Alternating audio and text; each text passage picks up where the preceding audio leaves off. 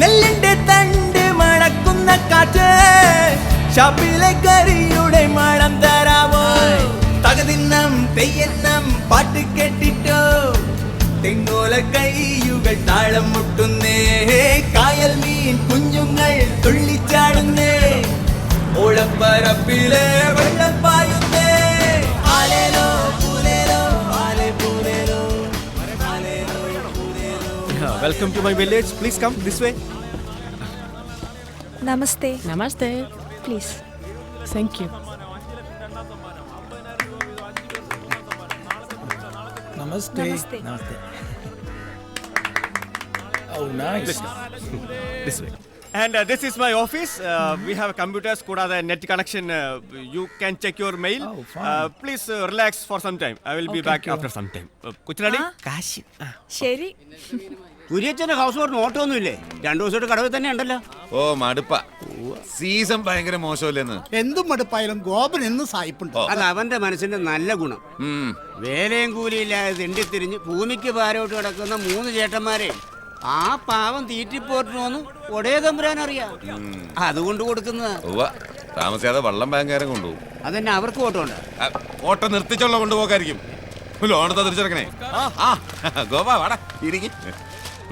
ശരി. ഇന്നലെ വൈകിട്ട് നമ്മുടെ ബാങ്ക് മാനേജർ മാത്യു സാർ വീട്ടിൽ വന്നായിരുന്നു. ഓസിനോശാൻ അവിടെ വന്ന് ചന്ദ്രേട്ടാ, ഒരു ചായ. നിന്റെ ബോട്ട് ബാങ്ക് ജപ്തി ചെയ്യുന്ന ഭീഷണി. ബാങ്കിൽ നിന്ന് പേപ്പർ വന്നായിരുന്നു. അടയ്ക്കണം. അടക്കരുത്.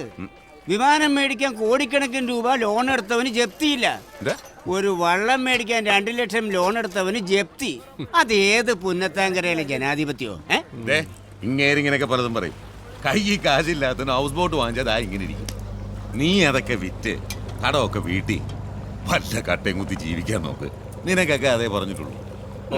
ഓ അതാണപ്പൊ മനസ്സിലിരിപ്പ്. കുര്യച്ചോ, വേലയെടുത്ത് ജീവിക്കുന്നവന് ഇത്തിരി കടവും കഷ്ടപ്പാടൊക്കെ ഉണ്ടാവും. അതിനൊരു സുഖമുണ്ട്. പക്ഷേ കാർന്നോമാരുണ്ടാക്കിയത് വിറ്റിട്ട് ഉണ്ടയടിച്ച് ജീവിച്ചാ നോക്കിയേ അത് കിട്ടുകയല്ല. ബാങ്കിലെ കാശ് കിട്ടുമ്പോ അടയ്ക്കും. അങ്ങനോട് പറഞ്ഞുതരും കേട്ടാ. ഗോപ ഒന്നിങ്ങോട്ട് വന്നേ. മാറിക്കേട്ടാ. അയ്യോ ഗോവ ചായ കുടിച്ചിട്ട് പോ. അതാ കുര്യച്ചിന് കൊടുത്തേക്ക് എന്റെ വക. കപ്പയുടെ മോളങ്ങ് കൊയ്യാറായ പാടം പോലെ ആയല്ലോ പിള്ളേ. ഓരോ നെൽമണിയിലും കഴിക്കേണ്ടവന്റെ പേരും എഴുതി വെച്ചിട്ടുണ്ട് കുര്യച്ചോ. ഇത് കണ്ടിട്ടാടേണ്ട കണ്ണഞ്ചേമ്പേ.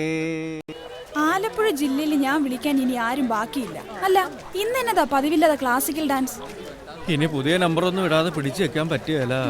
നമ്പറൊക്കെ കൊള്ളാം, പക്ഷെ വള്ളത്തിൽ വന്ന് ഡാൻസ് ചെയ്യാൻ ആളെ കിട്ടണ്ടേ? ഓ അങ്ങനെ വലിയ ഡാൻസ് ആയിരുന്നു വേണ്ട. ആ മോഹിനിയാട്ടത്തിന്റെ വേഷവും കിട്ടി എന്തെങ്കിലുമൊക്കെ കാണിച്ചാൽ മതിയെന്നേ. ഇനിയിപ്പോ ആരും കിട്ടിയില്ലെങ്കിൽ താനായാലും മതി. ഞാൻ മോഹിനിയാട്ടം നടന്ന തന്നെ. എത്രയും പെട്ടെന്ന് നാളെ കിട്ടിയാൽ നമുക്ക് പ്രോഗ്രാം നടത്താം. ആരാ ഇത് എനിക്കുള്ളതാ. ഓ ഹലോ. ആ ഇല്ല ഇല്ല.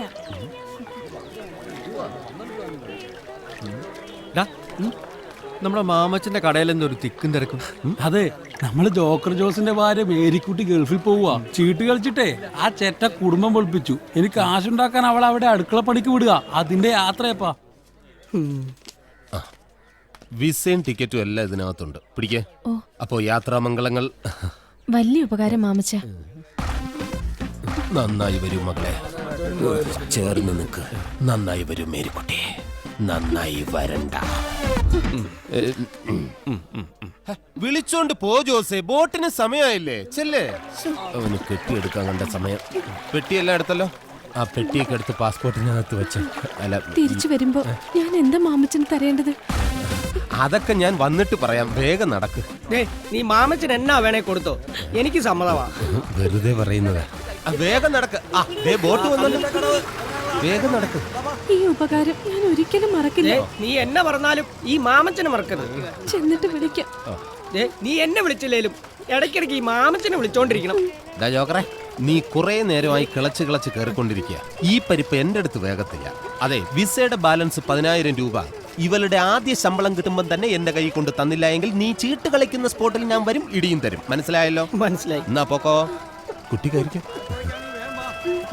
തിരിച്ചു വരുമ്പോഴെങ്കിലും തന്നാ മതിയായിരുന്നു.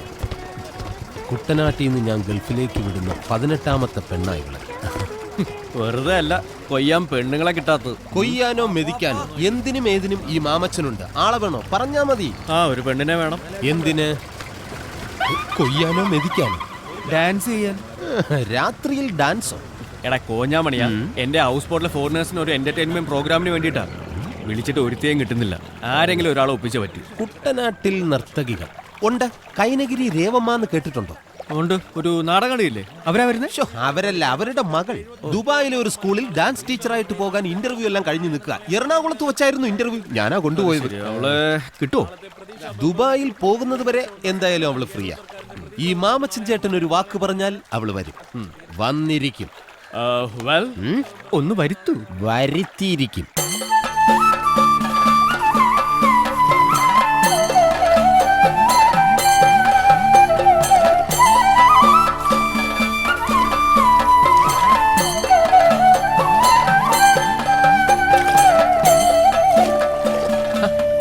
വന്നു വാ. മനസ്സിലായല്ലോ, മാമച്ചനൊരു വാക്ക് പറഞ്ഞ വാക്കാന്ന്. നീ ചെന്നാ വലുതിനെ പിടിച്ചു കയറ്റ്. എനിക്ക് ആ ഭാരം താങ്ങൂല. വരും. ഹായ്. ഞാൻ അങ്ങോട്ടല്ല, മോളിങ്ങോട്ട്. സോറി. ഇതാ ഞാൻ പറഞ്ഞ ഗോപൻ, ചക്കാട്ടു ഗോപൻ, ആടുഗോപൻ എന്നും പറയാറുണ്ട്. അടിയുള്ളോണ്ടാ. ഞാൻ കൈനഗരി രേവമ്മ, സ്റ്റേജ് ആർട്ടിസ്റ്റ് ആണ്. ഇതെന്റെ മകൾ കൈനഗരി ജയശ്രീ. കലാമണ്ഡലം ജയശ്രീ എന്നാക്കണം എന്നായിരുന്നു ആഗ്രഹം. നടന്നില്ല. ഈ പെട്ടിയൊക്കെ ആയിട്ട് സ്കൂളിൽ പോയിട്ട് വന്ന വഴിയാ. ഇത് ഇവള് സ്കൂളിൽ പോകുമ്പോ ഉപയോഗിച്ചോണ്ടിരുന്ന പെട്ടിയാ. ഇപ്പൊ ഇത് മേക്കപ്പ് ബോക്സ് ആക്കി. ഇപ്പോ നാടകമൊക്കെ ഉണ്ടോ? ഇപ്പൊ കുറവാ.